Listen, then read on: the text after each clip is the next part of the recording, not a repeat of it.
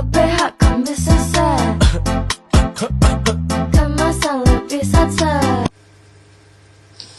Assalamualaikum warahmatullahi wabarakatuh. Perkenalkan, nama saya Saadatul Jannah dengan NIM 108.7026. Yang terhormat Bapak Sapari Hasan SIP MMRS selaku dosen pengampu mata kuliah manajemen logistik medik dan non-medik.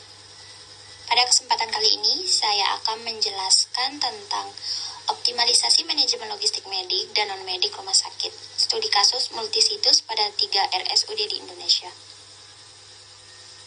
Tahukah Anda bahwa pengelolaan obat, alat kesehatan, dan kebutuhan operasional mencakup hampir 40% hingga 50% dari total anggaran operasional sebuah rumah sakit? Jantung dari kelancaran pelayanan ini bertumpu pada manajemen logistiknya, baik logistik medik seperti sediaan farmasi maupun non-medik seperti bahan makanan, linen, dan alat tulis kantor. Banyak rumah sakit saat ini menghadapi fenomena gunung es, penumpukan stok kadaluarsa di satu sisi, namun terjadi kekosongan obat kritis di sisi lain. Untuk menjawab tantangan tersebut, penelitian ini menggunakan pendekatan studi kasus multisitus di 3 lokasi strategis, yaitu RSUD Sayang, Rakyat Makassar, RSUD Muhammad Nasir Solok, dan RSUD Kota Bogor. Melalui studi ini, kita akan membedah variasi tantangan logistik dari sudut pandang geografis, kapasitas, anggaran, dan beban pelayanan yang berbeda guna merumuskan solusi standarisasi yang adaptif. Yang pertama, landasan teori dan siklus regulasi. Memasuki bab pembahasan, pengelolaan logistik di rumah sakit tidak boleh dilakukan secara sembarang atau konvensional. Seluruh tata kelola wajib patuh dan tunduk pada regulasi dan kebijakan nasional yang ditetapkan oleh Kementerian Kesehatan demi menjamin keselamatan pasien atau patient safety. Siklus logistik yang sehat selalu diawali dari perencanaan kebutuhan dan strategi pengadaan obat serta barang. Di ketiga RSUD ini, tantangan terbesar manajemen adalah menyinkronkan sumber anggaran baik dari APBD dan BLUT maupun klaim BPJS Kesehatan dengan fluktuasi kebutuhan real pasien di lapangan. Strategi pengadaan obat yang salah akan memicu efek domino. Jika pengadaan terlalu sedikit, pelayanan pasien akan lumpuh. Namun, jika terlalu banyak, akan terjadi pembengkakan biaya pemeliharaan gudang serta meningkatnya risiko kerusakan barang. Selanjutnya, manajemen matriks ABC-VAN dan stock of name. Bagaimana sebuah rumah sakit bisa mengendalikan ribuan item logistik secara efisien tanpa kehilangan kontrol? Senjata utamanya terletak pada manajemen inventaris melalui analisis ABC-VAN. Dalam penelitian ini dilakukan simulasi kelompokan terhadap 50 item logistik strategis. Analisis ABC membagi logistik berdasarkan volume nilai investasi finansialnya. Kelas A menyerap anggaran terbesar sekitar 70-80% biaya, meskipun jumlah itemnya sedikit. Sementara kelas C adalah item dengan nilai finansial rendah, namun jumlah barangnya melimpah. Analisis VAN membagi logistik berdasarkan tingkat urgensi medisnya. Yang pertama, kategori vital F.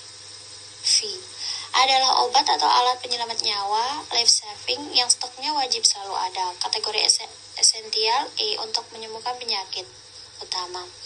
Ketika kedua metode ini digabungkan, terbentuklah zona kombinasi item strategis pengendalian dalam matrik ABC-VAN. Manajemen kini memiliki peta prioritas yang item kritis berkategori akumulatif tinggi seperti kategori AF. Anggaran tinggi dan sangat vital akan mendapatkan proses pengawasan yang super ketat. Pengawasan ketat ini dibuktikan melalui hasil simulasi stock of name, yaitu audit fisik berkala untuk memastikan jumlah real dan rak gudang sama persis dengan data yang tercatat di sistem. Yang selanjutnya, analisis gap dan anatomi permasalahan multisitus. Studi multisitus ini menemukan adanya gap analisis akurasi stok yang bervariasi di setiap rumah sakit. Penyebab selisih akurasi stok antara catatan komputer dengan kondisi fisik di lapangan terjadi karena beberapa akar masalah utama. Di antaranya adalah kesalahan input akibat pencatatan resmi manual, kurangnya kedisiplinan administrasi, serta waktu tunggu aktual unit pelayanan yang menyebabkan keterlambatan pembaruan data transaksi obat keluar. Lemahnya akurasi dan pengendalian stok ini memicu dua dampak negatif. Pertama, adanya kerugian finansial akibat akumulasi obat atau logistik medik yang rusak dan kadaluarsa karena sistem FIFO first expired first out tidak berjalan optimal. Kedua, terjadinya jurang pemisah antara angka kekosongan obat di lapangan dengan target aman rumah sakit. Masalah ini diperparah oleh tata kelola manajemen limbah logistik rumah sakit untuk pemusnahan barang kadaluarsa yang masih memerlukan alokasi biaya tinggi dan prosedur birokrasi yang panjang. Selanjutnya, yang keempat ada strategi rekomendasi dan era digitalisasi. Sebagai jalan keluar, studi kasus multisitus ini merumuskan matriks prioritas implementasi rekomendasi, menggunakan analisis dampak versus usaha, impact, dan effort. Manajemen rumah sakit diarahkan untuk mengeksplorasi tindakan yang menghasilkan dampak klinis dan efisiensi terbesar dengan usaha finansial yang terukur. Optimalisasi sistem logistik melalui digitalisasi, integrasi, dan otomatisasi menjadi solusi jangka panjang.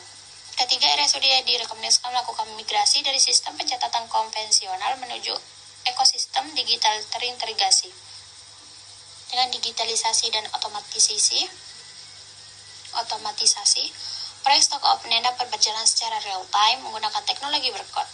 Sistem memberikan peringatan dini sebelum obat mendekati masa kadaluarsa.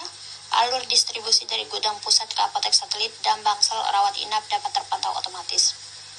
Yang terakhir, kesimpulan dan penutup. Baik, sekian, terima kasih. Assalamualaikum warahmatullahi wabarakatuh.